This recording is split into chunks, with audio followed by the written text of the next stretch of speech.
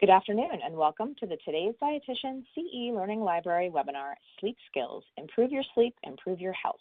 I'm Leslie Simay, Director of Professional Development, and I'm your host and moderator for today's show. Today's Dietitian is the only independent magazine written specifically for registered dietitians and nutrition professionals.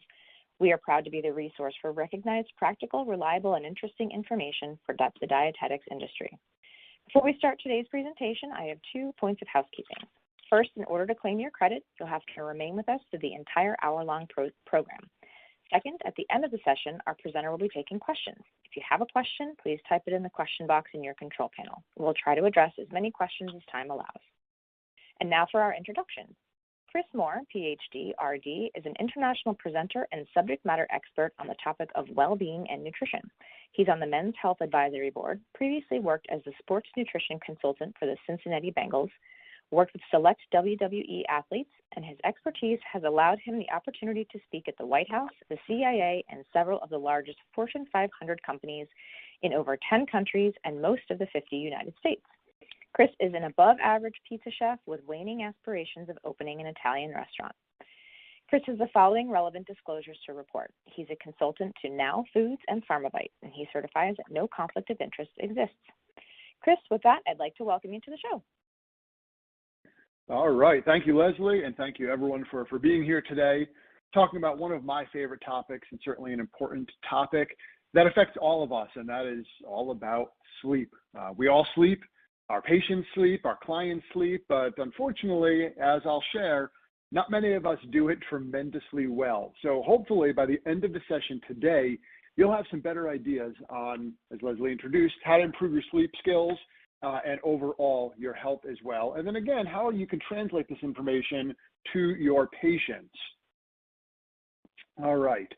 So today we're going to be covering what happens during sleep and why both quantity and quality of sleep are important factors. I'm going to explain the impact of chronic sleep insufficiency and what it has on health outcomes like body weight and immune system function, also risk for disease. I'll talk about the positive effects of implementing sleep hygiene practices and how that has an effect on everyday physical and mental performance. And then lastly, strategize some practical approaches to help restore life boundaries to help lower stress and also enhance sleep quantity. Now, honestly, I think you've probably been hearing a lot about sleep over the last several years in particular. It seems like it's become a very hot topic. And like I said earlier, of course we all sleep. But most of us don't do it tremendously well. But it can have a huge impact on our overall well-being on a number of factors. So how you take care of yourself impacts your ability to take care of others. And again, that's not something new. I'm not telling you something you don't know. But when we start to think about our overall well-being, everything from our connections to our overall movement and even relaxation and device usage, everything else, our healthcare, everything we do impacts our ability to take care of ourselves and then also take care of others. So when we think about our overall well-being, there's 3 big pillars. And of course, there's other components that make up our well-being as well. But, how we move, eat, and certainly how we rest are all important pieces to this puzzle. And of course, today, we're talking about rest specifically. I think as dietitians that you are certainly the experts in fueling and then moving. Of course, we all know that's important as well. But today specifically, I'm going to talk about rest and the impact of sleep on our overall well-being. So let's first start off on the stages of sleep. And it's important to remember with sleep that, of course, the quantity of sleep is important, which I will talk about, and how much sleep we get. But then also within that quantity of sleep, it's also important to consider the quality of sleep. And that's when we get into the stages of sleep. Now, it's typically thought that there are 4 stages of sleep. And some things you might read might say 5 stages, but overall, most data suggests there are 4 stages of sleep. And just to go through them loosely and kind of what they do and what happens to your body during each of those stages. Well, stage 1 is when you first start falling asleep. You're easily awakened, your muscles are relaxed, you might twitch a little bit, maybe some slow eye movement. if someone woke you up during that time, you'd be able to, pick right up where you left off. You're not in a deep sleep by any means. Stage 2 starts to get a little bit deeper in your sleep, and your breathing and heart rate are still regular. Your body temperature drops. You have a little bit more loss of sense of where you are, like if you woke up during that time or if you got a phone call, you might be a little bit confused. Certainly eye movement stops, slower brain waves. Then we get into stage 3, which is even slower brain waves. Hormones are released. Energy is restored, which is a big piece and big function of sleep itself. And tissue grows and repairs, and your muscles relax even further. And then blood pressure drops. And then lastly, stage 4 is REM sleep, and where the brain is still active. You're in that dreaming phase. Eyes dart rapidly and muscles are paralyzed essentially, and you have that irregular breathing and heart rate as well. Now, when we look at these 4 stages of sleep, it takes approximately 90 minutes to go through all 4 stages of sleep. And that said, we should ideally go through all 4 stages of sleep over that 90-minute period. And within that 90-minute period, we should do that about at least 4, but upwards of maybe 6 times per night. Now, another piece to this puzzle to consider is when we're going through these phases, and it does happen in sequential order, like you see the arrows there, if we're woken up during any one of those phases, unfortunately, we don't pick up where we left off, and instead we go back to square one. So let's say that I'm in stage 3 sleep, for example, and our 9-year-old walks in our room and decides to wake one of us up, which actually happened not that long ago. And when I say one of us, she wakes both of us up. And well, we go back to bed and then we go back to stage 1. So we actually miss out at completing that full stage, for all 4 stages of sleep. We go and we miss out on the remaining REM sleep, which is like money sleep. So now I know that does happen. Like again, we can't necessarily control our child coming in, and same thing with you. And again, if you have to go to the bathroom or other things, those can impact our sleep itself. But just to keep in mind that, again, we ideally go through all these. It takes about 90 minutes to go through all stages of sleep. And then if we are interrupted, though, we go back to stage 1 and start over. And that then makes us, lose out on that sleep. That's really important, the true recovery, restoring the energy in our body. Okay, so sleep quality is just as important, if not more so, than even sleep quantity. That said, how much sleep we get is certainly important as well. And you can see on this particular slide that throughout the stages of life, from newborns all the way to 65 and up, how much sleep each stage of life needs. So again, for adults about 18 to 65 years of age, 7 to 9 hours a night is recommended. As we get over 65, could maybe a little bit less, still about 7, but 7 to 8, so maybe don't quite need that 9. And again, for those who have had children or have nieces, nephews, whomever it may be, we certainly know that newborns and infants certainly need a significant amount of sleep because there's so much growth and development and everything else going on in life. But again, that's just a big picture of what do we need in terms of our overall sleep quantity. But then again, I'm just going to use the adults, 18 and up, that kind of 7 to 9-ish hours of sleep. We need to think about what is the quality of those hours as well. And that's some of what I'm going to talk about today is how can we deepen the quality of our sleep, maybe even the quantity as well, but what are some of the sleep hygiene strategies that we can implement to make sure we deepen that quality of sleep? And now I should actually put as disclosure, I am not a sleep physician. So that's absolutely not my role. And if you or patients have specific issues around sleep, and it may be required or suggested to go see a sleep physician who can actually measure your sleep and so on in the lab and make sure that they can make specific recommendations. So I do want to put that out there. I'm someone who has talked about sleep significantly. The more talks that I do around the world, the more people are saying, sleep is the biggest issue in my life. And that's why I've started to really delve deep into reading the research and the books and the content out there, and talking to sleep researchers as well to get as much information as I can. Now, interestingly, there's been some data looking at within the U.S. Who has the lowest prevalence of sleep or the shortest sleep duration. And this is a map that was published not quite 10 years ago, 2014, but looking throughout the U.S. on the different states and who has the lowest amount of sleep duration throughout the U.S. And to me, I look at this and it reminds me of those obesity maps that you've probably all familiar with from the CDC. But again, this is also from the CDC, but instead looking at the U.S. prevalence of short sleep duration among the United States. It was just interesting data more than anything. So I'm not saying if you live in one of those dark green states that you need to immediately move to the Pacific Northwest to improve your sleep habits, but it's just more interesting data than anything in terms of where we live may also impact our sleep as well. Certainly plays a role in the environment, which I'll touch on in a bit. So then, who sleeps less than 7 hours a night? Okay, who sleeps less than 7 hours a night, which is exactly part of that map I just showed you a second ago.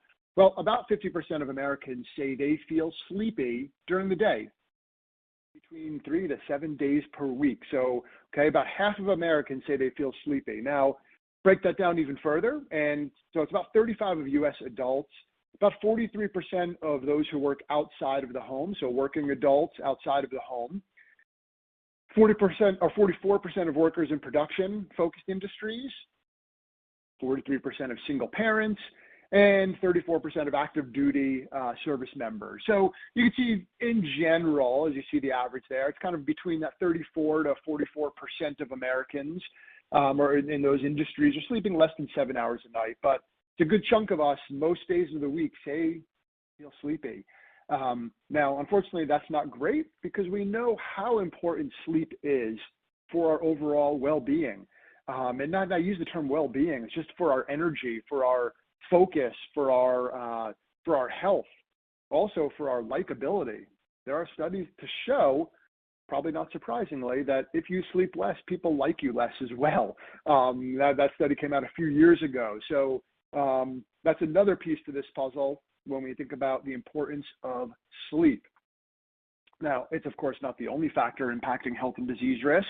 And this kind of pie chart came out in New England Journal of Medicine about 5 years ago now, looking at the overall factors that impact health and disease risk. Well, you can see individual behavior accounts for most of it, about 40%, whereas social and environmental factors are about 20%, genetics 30%, and healthcare plays a role as well. And honestly, each of those can also impact our sleep.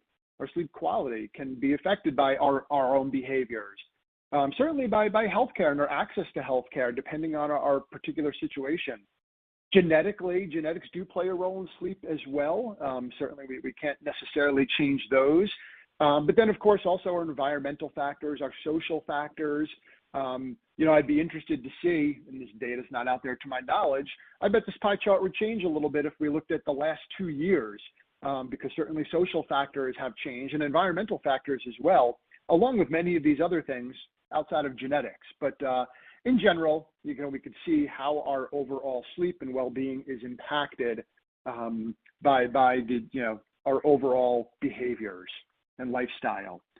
Now, why aside from just feeling better or aside from, like I said, people liking you more, what else does insufficient sleep, how does it affect us? Well, insufficient sleep is associated with an increase in brain disease, an increase in cancer risk, an increase in Alzheimer's risk, body weight and fat mass, a risk of errors, an increase in risk of car accidents, and just overall all-cause mortality goes up with insufficient sleep. Okay, and now looking at these even more specifically, body weight, for example, and a study just came out, it was about a week or two ago, looking at the increase in calorie intake after short sleep. And other studies have been shown as well, have shown the same outcome as well, but there was a study just about 2 weeks ago or so that showed similar outcomes. It was about a 200 calorie increase per day when people slept less, and I'll expand on that in just a moment. The Alzheimer's risk one is particularly interesting to me, and I bring that up. Personally been touched by it. My husband was diagnosed with Alzheimer's a few years ago.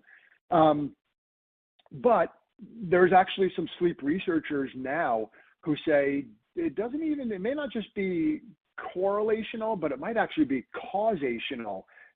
Short sleep might cause Alzheimer's disease, one of the causes. I'm not saying if you have insufficient sleep, you will develop Alzheimer's, of course. But because of what sleep does and how it affects our brain and, clearing out some of the excess junk, for lack of a better term, within our brain, it may actually cause Alzheimer's. So very concerning. On the flip side now, sleep also decreases, or insufficient sleep decreases productivity, decreases immunity, accuracy, likability, as I mentioned earlier, decreases muscle mass, decreases natural killer T cells by 70%, and decreases lifespan. So sleep is important. We know this. I'm not telling you anything you don't know, right? Maybe there's certain pieces on here that you weren't familiar with the data on how sleep impacts these, but it's really concerning when we start to think of this thing that we do all the time, but when we don't do it well, it can have some serious impacts on our overall health. Okay. Some other specific things, we look at decreased attention and focus, cognitive decline, impaired memory, poor emotional regulation. I'm raising my hand now. I know you can't see me, but when I sleep poorly, I'll tell you that my kids don't care the next day. But my emotional control is definitely negatively impacted, and I have a feeling that if I was to ask you to raise your hand if that's ever happened to you, you probably are raising your hand as well. And here's another piece: 200% increased risk of heart attack or stroke. So, if we don't sleep well or sleep sufficiently or efficiently, it can have a really negative impact on our overall well-being. Here's another statistic that's not in this slide, but we're getting close to setting the clocks ahead. If where you live, you still do that, or your state still does that. But when that happens, we short our sleep by just 1 hour. Heart attacks increase by about 24% the Monday after we set clocks ahead. So if you lose sleep by 1 hour, which we do when we change the clocks, increase of heart attacks go up the following Monday. It's astounding when we start to think about the power of sleep. Now, I alluded to this one in weight gain and sleep and obesity. I mentioned the increase in calorie intake, increase in fat intake specifically, higher consumption of carbohydrates at night, less energy expenditure, okay, when we sleep less, and can lead to obesity issues and having obesity, disruption in feeding and satiety signals, okay, hormonally it starts to impact us, and specifically a decrease in leptin levels, and leptin is the hormone that suppresses appetite. On the flip side, elevated growth hormone levels, increased daily cortisol, which is a result of increased stress, increased insulin resistance, and increased ghrelin levels, which is the hormone that promotes hunger. So the challenge here is if we have sleep issues consistently, that could lead to weight gain, and weight gain could then in turn lead to sleep issues. So it becomes a big vicious cycle. And of course, there are other factors that play a role in body weight, body size, but sleep does seem to be a pretty big one in the grand scheme of things when we start to think of what is within our control.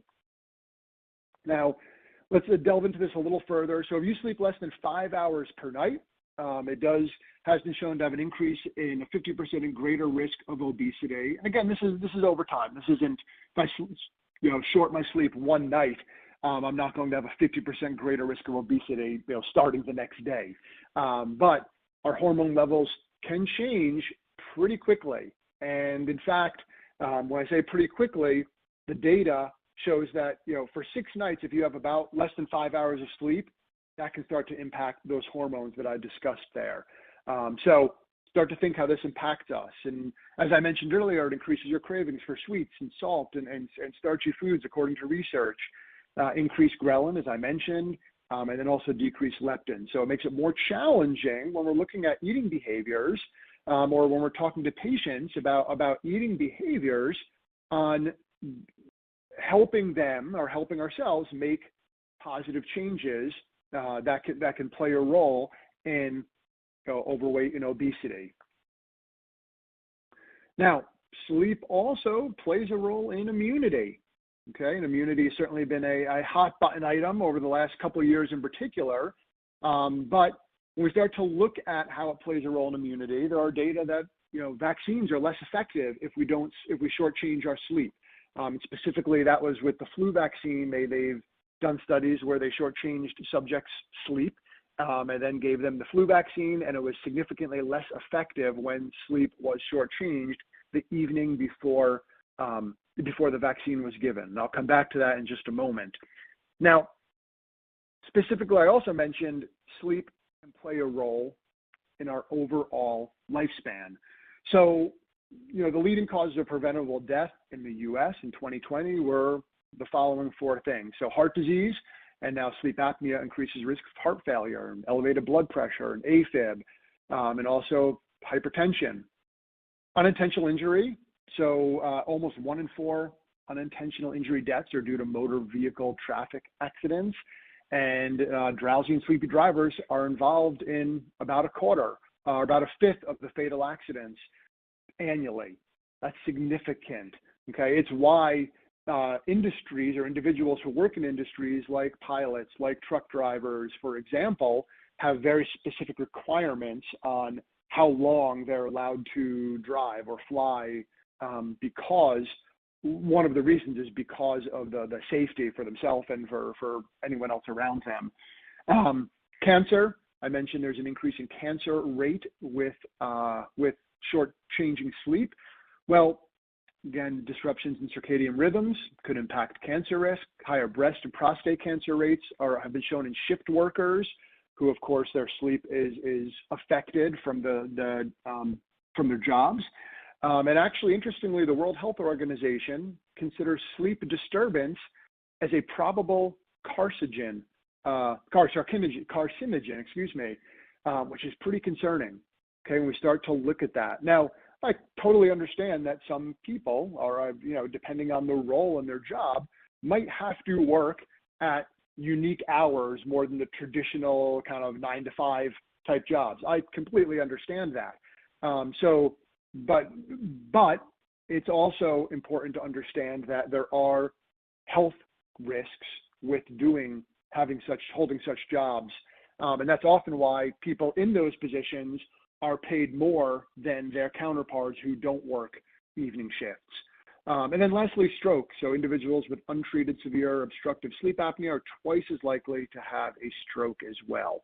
So again, sleep has a major, major impact on the leading causes of preventable death, which again is one of the reasons why it's so important to make sure the quantity and the quality of our sleep are controlled as much as we can. Now, looking at this a little deeper, so again, sleep insufficiency and affecting heart health, affecting chronic inflammation, which is a concern for a variety of diseases and seems to be an underlying issue for so many diseases. Also affects the immune system. I mentioned that connection to the flu vaccine specifically, but also just in general, our overall risk for the common cold goes up when we sleep less. And I keep saying sleep less or insufficient sleep. And the data seems to be when we're shortchanging our sleep by just a couple hours. So if it's less than 6 hours, some of these increases in health issues start to appear. So it doesn't take a lot, because the average American sleeps, as of the last data I saw, was just over 6 hours a night. So this is kind of where most people are on a daily basis, and that's also the same number that's starting to have an impact on our overall health outcomes. And then lastly, you can see here cognitive performance, and again, that one shouldn't come as a surprise, just in terms of how your focus, your attention.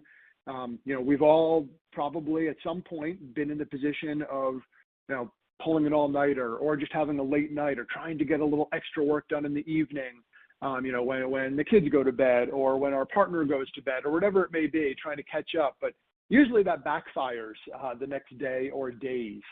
So it does have a significant impact on our overall focus and performance, cognitive and physical performance as well. So this question is interesting because obviously we've all been, for the last 2 years, almost to the date, we've all been affected in some way by COVID. So how has COVID shifted things around sleep? Well, research has shown we are taking in more calories overall. If you use tobacco, that tobacco use has increased, and alcohol use has increased. More specifically, I saw something just recently that on average, so alcohol sales have gone up significantly, especially early on in COVID. And the number was about 56%. But overall, more recently, I saw some data show that on average, alcohol consumption has gone up about 25 or so percent. But specifically in women, that's overall. But in women, it was specifically higher, more even higher than in men. And it was about 14% of women say they have consumed more alcohol during COVID specifically. More screen time, probably not surprising. Less social life usually often brings more screens. Less exercise and also less sleep. So all of these then have an impact and interference with our immune system. So COVID has not been great for most people on our overall health. I showed the one on the left, the picture is more calories. Well, the average weight gain, and you may have heard this, but the average weight gain during COVID for overall U.S. adults was about 29 pounds. And specifically millennials actually were even higher than that. Millennials on average gained about 41 pounds, according to a study that was done and came out several months ago now from the American Psychological Association. So weight gain has certainly gone up significantly. And of course, that plays a role with, as I showed you, with sleep and then with immunity and so on. So not saying, it's all doom and gloom, right? There's positive changes we can make, which I'll start to talk about in just a second. But I will continue here with, the global pandemic and looking at psychological distress. Sleep problems were associated with depression and anxiety in all groups, from the general population to healthcare professionals specifically, and that depending on your role as a dietitian, that you may have had a different responsibilities during COVID, depending on, again, your particular position. I know I have a cousin who's a nurse, and my sister-in-law is a physician, and of course, both of them have certainly been significantly impacted by overall just anxiety and so on because of what they're dealing with on a regular basis. And then even higher, you can see with COVID-19 patients, sleep problems have gone up significantly. And then again, also looking at the levels of anxiety and depression in all those groups were higher as well. So we are all affected by sleep in some capacity. And now looking at this a little bit deeper, the depression, anxiety, distress, and insomnia all have increased. Non-infectious disease, quarantined people, and COVID-19 patients had the highest risk of depression and anxiety. And then physicians and nurses, as I just alluded to, and non-medical staff showed higher prevalence of insomnia. So it has not been great to our overall well-being for most people. Again, there are outliers for sure. I just ran into someone the other day when I was walking my dog who I don't know well, but I've seen him around walking his dog, and we started a conversation, and he said during COVID he's actually never walked as much as he has. And this individual has actually had lost a significant amount of weight because he was so physically active, which again is different than most. There are outliers as with anything we look at, but in general, there's certainly the prevalence of, you see the depression, anxiety, distress, and insomnia have increased significantly among a variety of around most people. Okay, so let's talk about what we can do about it. Okay, like I said, I don't want to be just doom and gloom. Okay, I don't want to be that, the only word, let's talk about all the negative sides of changing sleep without talking about, let's take some actionable steps and what we can do to make improvements. Well, First and foremost, the most important thing you can do to improve your sleep is to go to bed and to wake up at the same time every single day. That's 7 days a week.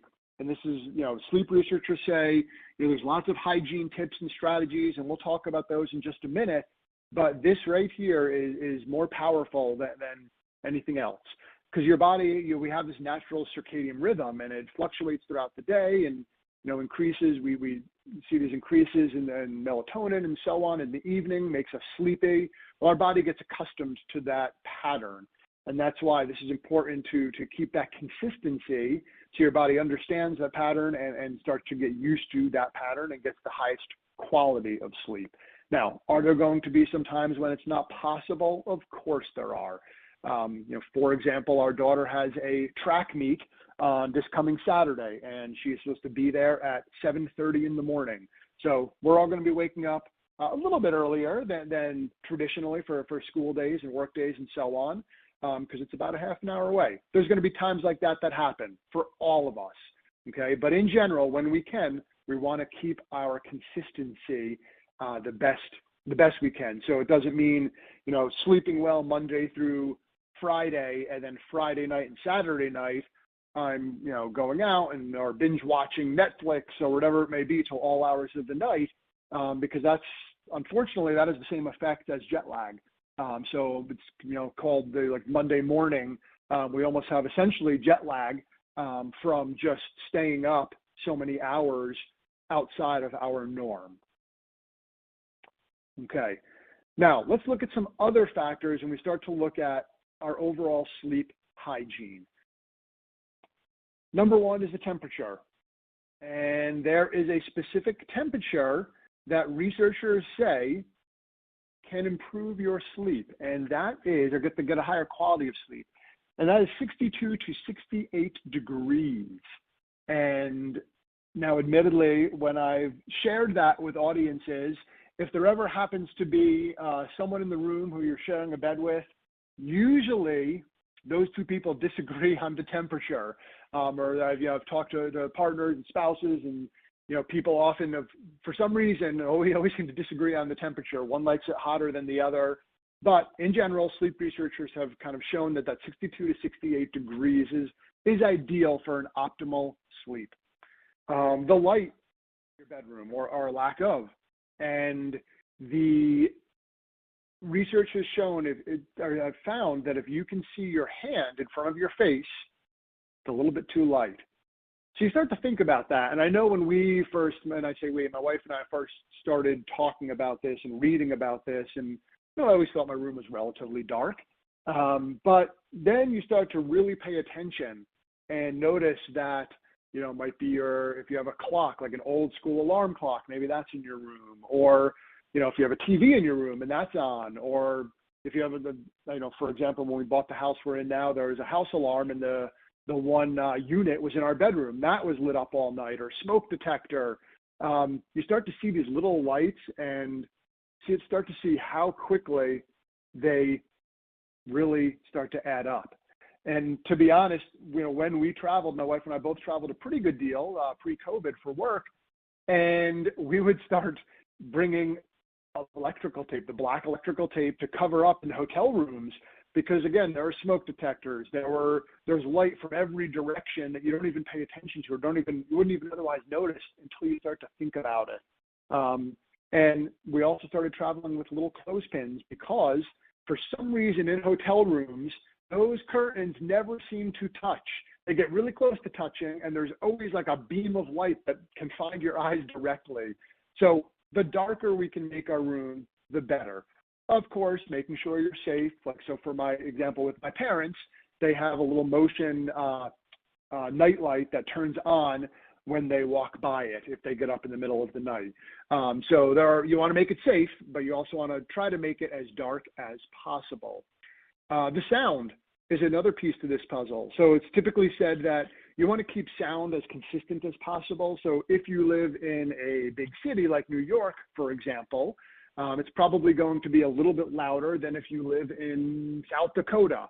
But you want to keep those noises as consistent as possible. So if you are in a big city that might have, more noise and cars and, ambulances, whatever else noises you might hear, maybe it's wise to consider like a white noise app on your phone that you can use just to have a consistent pattern of sound within your room. And then lastly, devices. And this is the one I usually get the eye rolls and the, oh my gosh, the size, no way can I do this. So since I can't see you, you can eye roll as much as you want and I won't be offended. But with our devices, and that's phones and TVs and iPads and any electronic device, it's suggested that we put those away, ideally at least 60 minutes before bed. Okay, so not looking at electronic devices at least 60 minutes before bed. Now I'm going to get a little bit more into that in just a second. I want to let that number sink in for a minute so you can keep eye rolling until I get to my next slides. All right, so that, we think about what we sleep on, we expand on the environment piece to this. 93% of people say that a comfortable mattress is important for quality of sleep. That shouldn't come as a surprise. It's interesting that we spend, let's say, a third of our life approximately sleeping, but from a financial perspective, we'll spend a lot more money on a car than we will on a quality mattress, even though we spend so much time sleeping. I'm not saying you all need to run out and buy a, whatever price mattress, but you do want to make sure that it is comfortable for you. And then also 78% of people say they are more excited to go to bed if they have fresh smelling sheets. In our house, we have a routine that Tuesday is sheet day. And I know that's always an exciting day. My wife gets very excited for sheet day, that sheets are washed, and it definitely does make a difference, the nice fresh sheets in bed. But simple things like that are simple practices that we can start to look at. How do we improve the quality of our sleep without making huge adjustments in our lifespan, in our overall lifestyle, we start to think about, maybe just having your day where you wash the sheets, your weekly day, whatever that is. But the quality of the mattress, the quality of the sheets, and, all play a big role in the quality of our overall sleep. Now, again, some of these other behaviors, and I said consistent bedtime routine, a consistent morning alarm, and I'll expand on that in a minute. Avoid large meals before bed. We don't want to go to bed too full and too uncomfortable because that affects, your body's trying to digest, but your body's also trying to relax. So we don't want a huge meal right before bedtime. Reduce caffeine, tobacco, and alcohol, and I'll expand on those. Don't watch the clock. I heard something recently, and I like this, that, we don't sit down at the dinner table at, let's say, 2 o'clock in the afternoon just expecting to start to get hungry. I know I'll be hungry at some point. I'm just going to sit at this table and wait for food. But so we shouldn't do that in bed either, right? So trying not to watch the clock. If you can't immediately fall asleep, typically it's after about 15, 20 minutes, they say, get up and find a different activity, a nice quiet activity to actually get your body physically tired. Keep stress out of the bedroom. So if there's, if you share your bed with somebody, probably not the time to have a deep, stressful conversation or a hard conversation immediately before you lay down. Drink less fluids before bed, which I'll expand on.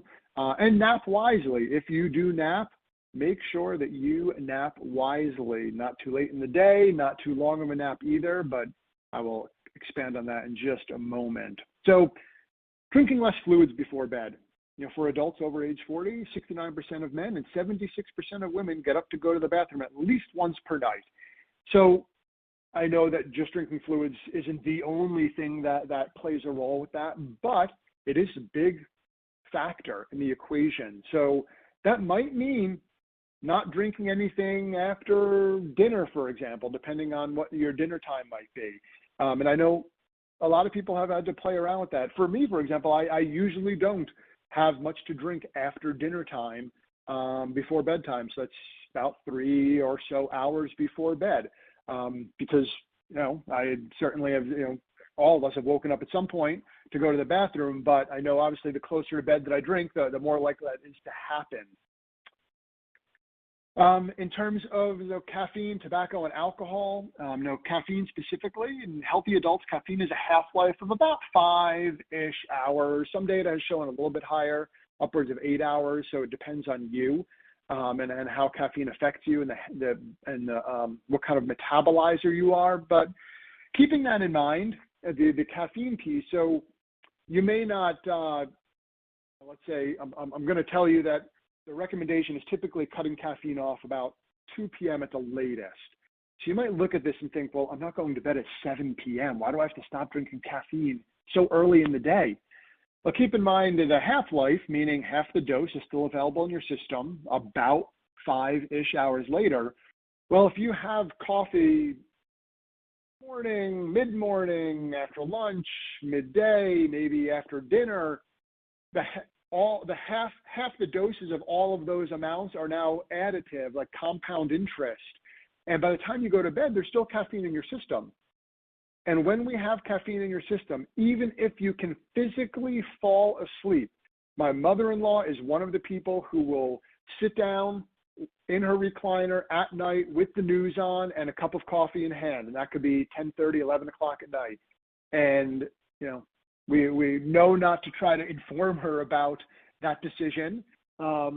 We made the mistake, and I shouldn't say we, my wife made the mistake of suggesting, maybe not having a coffee at night as one habit. And she said at 80-something years old, Kara, I am just fine. I can fall right asleep, and I sleep great every single night. Unfortunately, the quantity of sleep, because you're probably sleep deprived, may be there, but the quality of sleep, your brain is awake when it has caffeine in its system, in the brain. So again, that's why the encouragement of decreasing caffeine or enjoying your caffeine, but then cutting it off most of the time earlier in the day.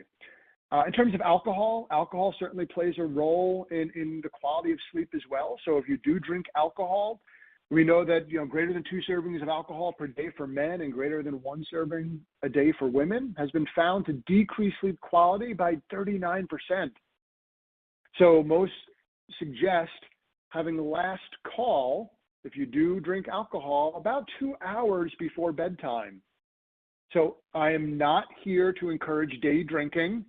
Okay, that's not what I'm suggesting, but we do know that alcohol does impact the quality of your sleep. And honestly, for those who do drink alcohol, you may have been impacted by that. You sometimes wake up the next day a little groggy, and honestly, the older I get, the less drinks it takes to have the same effect. But we need to just keep in mind that we just need to be wary of alcohol consumption. I mentioned earlier, it's gone up significantly during COVID. So a lot of people have gotten into that pattern of, the evening with dinner, I have my glass of wine or glasses of wine or whatever it may be.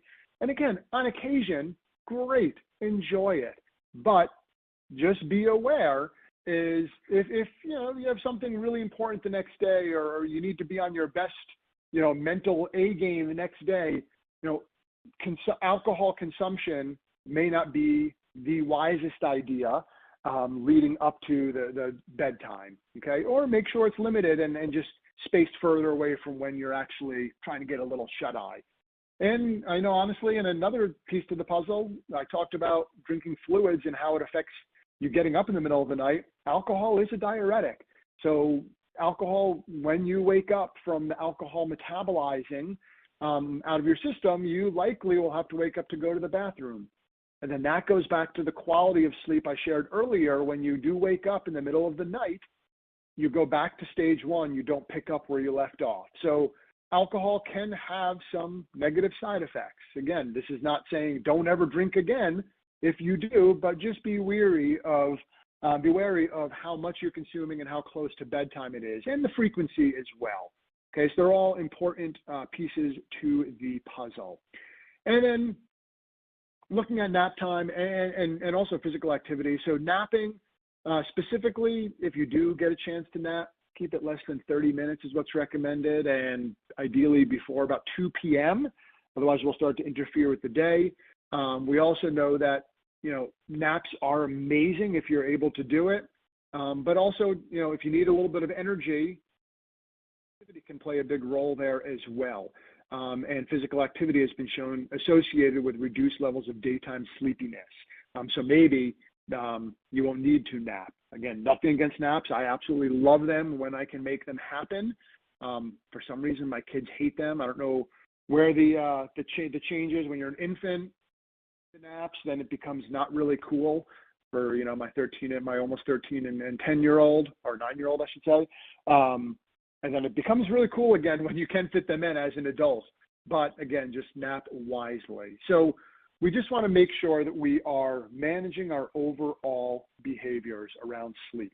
Okay, I'm going to go back to the digital piece to this, because I didn't expand on that tremendously, but I think I was really hesitant because I didn't want anyone to give me dirty looks. But since I can't see you, I'm going to continue on the digital screen time before bed. And it's recommended, like I said earlier, to ideally turn off screens about 60 minutes before bed, and that's any screen. Your phone, your TV, your iPad, your laptop. Sometimes people have a virtual office in their bedroom. Their laptop's on their lap, the TV's on in the background, their phone is next to them. But unfortunately, when we have devices, they emit blue light, and blue light, our melatonin production. Okay, melatonin is a hormone that you probably have heard of, you might take, but when it suppresses our melatonin production when we're looking at blue light, that tells our body and our brain that we're not ready for bed. Melatonin hasn't increased yet, which is necessary for bedtime. When we are looking at devices and it's suppressing that melatonin, researchers have nicknamed it the melatonin hangover the next day, because it doesn't get produced as significantly, it doesn't get released from your body until later in the evening. So I'm staring at my phone, it falls on my pillow with my eyes finally shut. Well, melatonin is going to be affected. Now, that's one piece to the puzzle, but the other piece to the puzzle is we're working more, right? And sometimes it's not just scrolling through social media or watching a TV show. That could be the case, but the other piece is sometimes we're working late into the evening. And if we're working late into the evening, that's impacting our ability to wind down as well. Because then our minds are racing, our brain is thinking, we have this to do, that to do, different tasks that we're planning for the next day or days, and that's starting to impact the quality of our sleep as well. We need to keep in mind that our digital hygiene is a big piece to overall quality of sleep and quality of life, but that's a whole different discussion. So the recommendation is not having devices, like I said earlier, about 60 minutes before bedtime. Now, if you hear that and you're thinking, not a chance, Mohr, there's no way I can get rid of it 60 minutes before bedtime. And we have really, really good friends of us, our neighbors live down the street from us. They were talking one time that their names, Kristen and Matt, but Kristen said like every single night, so her husband Matt reads on his phone. And it always is that finally he falls asleep, the phone literally just falls on his pillow next to him. And then before she falls asleep, she fishes it out from next to him and puts it on the nightstand. That's not great in terms of sleep hygiene or our patterns of behavior.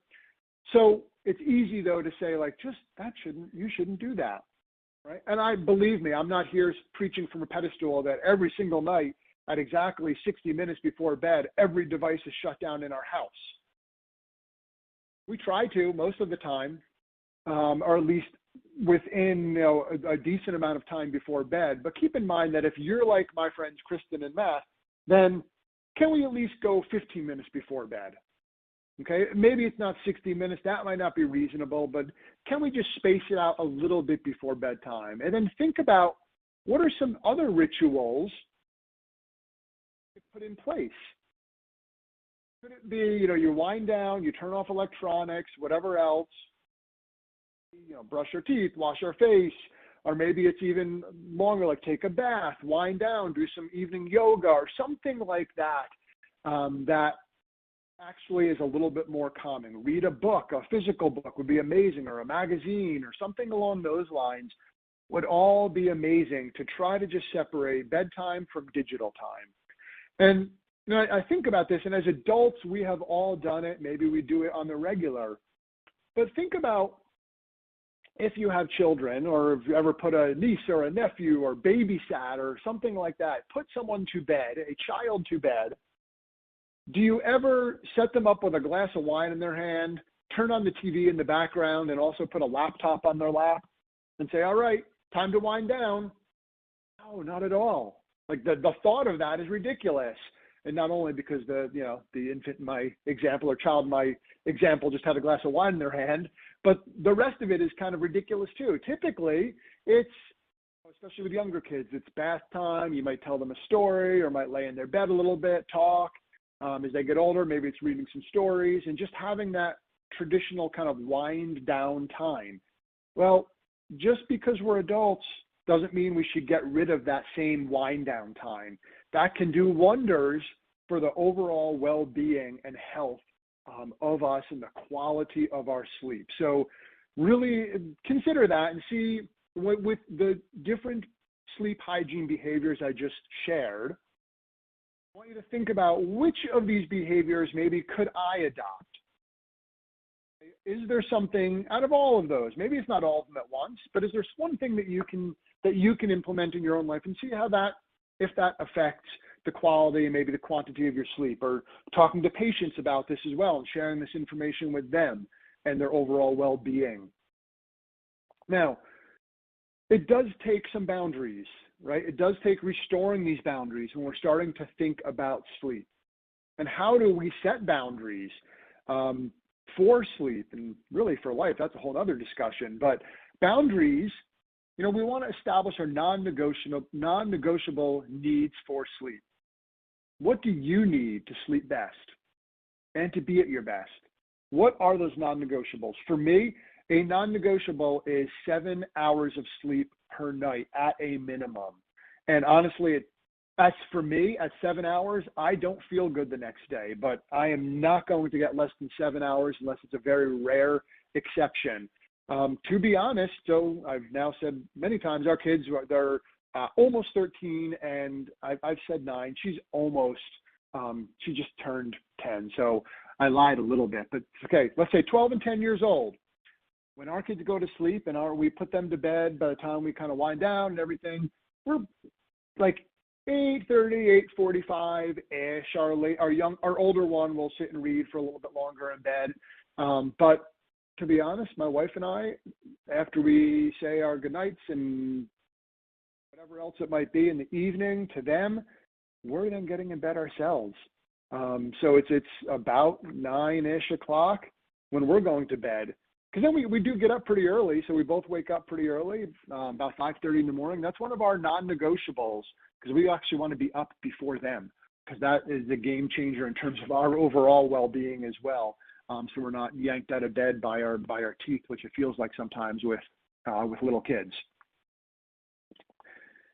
So you want to define your boundaries. When will you wind down for the night? When will you stop working? Checking email, taking messages and calls, kind of thinking through that, what that can look like for you, defining that, communicating your boundaries. So maybe it's letting people know, coworkers, I will work till 5 p.m. or 6 p.m., whatever it might be for you, but maybe you're not taking items home to work late at night, cannot take on any more responsibilities than I have right now, but being clear with those boundaries.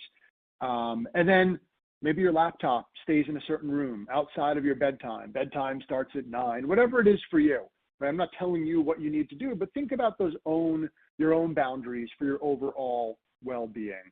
And then using those sleep hygiene tips, okay, making sure that we use those hygiene tips that I discussed. So, key points of what I discussed today. Getting enough quality sleep every night will drastically, positively impact your health and well-being. There's certainly a large prevalence of short sleep duration in the U.S. We know that it can impact our overall well-being. COVID-19 has certainly shifted our sleep habits and boundaries, and we need to address those. And then lastly, improving sleep hygiene environment and behavior and resetting boundaries can help us lead to a better quality sleep. Okay, so those are kind of the key points I talked about today. I know I did that. That's a lot of information in about 50-ish minutes. So one of the things that I just wanted to also mention before we get to a Q&A, if you're interested, my wife and I have actually created a sleep course. It is a digital course. There's a variety of different videos and content expanding on everything I talked about today, which has also been approved by the CDR for 5 CEUs. So because of you listening today, and I'm going to thank you all for your time, giving you a little $10 code, which is Rest Better. So you can see the website down at the bottom, moreresults.com/sleep, and you will get $10 off the course when you use the code Rest Better. And at the end, you can get 5 CEUs, and I know recertification time is coming up for many of you in May, so something to consider when we're looking at how can I get more sleep information and get 5 CEUs in the process. So last but not least, I know we have a few minutes left. I would love to open it up for some Q&A. Awesome. Thanks so much, Turn it Chris. over to you. So You're welcome. we have lots of questions that came in, and of course, the majority were on that last part about sleep and technology, as we expected. But I'm going to start at the top, sort of going back to your part of your talk on the stages of sleep. Just to clarify, how are you defining insufficient sleep? So how many hours per night is that when you consider it insufficient? Yeah, great question. So typically a lot of those health behaviors I talked about, or health outcomes, they start to appear around 6 hours or less of sleep. But really, when we think about insufficient, the guidelines are at 7 to 9 hours. So I would say it's really ideally less than 7 hours. But a lot of those health outcomes start to show up, looks like about 6 hours a night or less. Great. Okay. And then a lot of questions popping in on melatonin, which is kind of the second most popular question to the technology questions. So melatonin, is it safe to use for sleep? And do you recommend short-term, long-term? Is one better or worse than the other? Do you not recommend it at all? What are your thoughts on melatonin? And same thing for valerian root, maybe lavender, things like that. Okay, yeah, great question. And this one is always a popular one. I brought up melatonin with the digital piece to the puzzle. So I will say you can't think, well, you said it decreases melatonin, so I'm just going to stare at a device and take melatonin so they wash each other out. It's not quite that easy, unfortunately. The data on melatonin is not tremendously impressive unless you're traveling across time zones. So with jet lag and time zone travel, it may play a role in helping you fall asleep, but just for everyday use, it doesn't seem to be tremendously effective. That said, it doesn't seem to be harmful. So if you feel that if you're taking it and feel that it is helping you, it might possibly help you, even if it's that placebo effect. What I will also say is there's lots of different doses for melatonin, from 1 milligram to 3. I've seen 10. I've seen 50 in supplements. Typically, the idea is start low and see if you notice a difference, if you feel a difference. But it's usually around that 1 to 3 milligrams is typically what is recommended if you are going to try melatonin. The other ones you mentioned, valerian root and lavender, not tremendous data on them. Lavender does smell great. So like my wife, for example, loves there's a pillow spray that's like a vanilla lavender. From the quality of sleep, maybe because it makes you feel comfortable in your bed, but not from like a research standpoint. The lavender helps you doze off better. There's, unfortunately, there's not a lot of great science showing a lot of things can help with sleep tremendously as of now. Okay, fair enough. So jumping into some of the quality of sleep questions, mainly pertaining to electronics, but a lot of the Q&A lit up when you talked about blue light, emitting blue light. What about blue light filters? Do they work? Do you recommend them? Are you, I know you're not advocating for completely, not doing your nightly reading and things like that. But what about blue light filters? Yeah, so I would say that, yes, it's not, I would use them for sure if you're going to be considering a device, but kind of like I said with melatonin, don't make it like, I don't care what he said because I long got my blue light filter on. So the other piece to it is, yes, if you are going to look at a device, I think those can help, and they sell glasses that you can wear to help decrease some of the blue light that's emitted. Again, also keep in mind of what you're doing though. If you're thinking and work, and that's also going to affect the quality of your sleep. So it's not just don't worry about the devices because you have your blue light blockers on or your app on your phone that dims it. I do think it is a wise idea to put on those things, but don't let it then turn into, who cares if I'm looking at a device, I have my blue light blocker on. Got it. So effectively not a cure-all for it. Certainly not a cure-all. You said that more succinctly than me, so thank you. Excellent. One last question. I know we've got the offer code up on the screen now, so I do want to emphasize that if we didn't get to your question today, check out the course. Chris dives deep into all of this stuff in that course. So go to the website and check it out. Use the code RESTBETTER. But Chris, one last question, and I don't know that we've gotten this one before, so I wanted to make sure we ended on it. Does physical activity late in the day interfere with the quality of sleep? Physical activity, it can. So again, there's always a possibly. Depends what kind of physical activity. So I would try to cautious about high intensity type physical activity too close to bedtime, like within a few hours. If that is the only time to be active, I would just maybe not do it as intensely. But things like yoga or walking or something that's a little less intense, I think is perfectly fine. But you don't want it to be too intense right before bedtime or even close to bedtime, because then you're kind of amped up. And your heart rate's elevated, your nervous system's elevated, and that will interfere with the quality of sleep as well. So not too close to bedtime unless it is again, a very, very common thing. Like I said, yoga, stretching, a walking type activity, but nothing too intense. Got it. Makes sense. Fair enough. Well, Chris, thanks so much. We're a little bit over the hour, so thanks to everybody for staying on the line. But Chris, thanks for sharing your expertise here. We're really glad to have you today. Absolutely. Thank you. Thank you, Leslie, and thank you, everybody, for tuning in. I appreciate it. Instructions for credit claiming and downloading handouts should be up on your screen. You must complete a brief evaluation of the course in order to claim your credit and download your certificate. Registered dietitians should use code 175 when recording this activity in their professional development portfolio. If you are watching this webinar on our YouTube channel, please log into ce.todaysdietitian.com, click on the Webinars tab, and select this webinar in order to complete it for credit. If you are watching this webinar on our CE Learning Library website, click Next, or return to the course start page and select the evaluation step to complete this webinar for credit.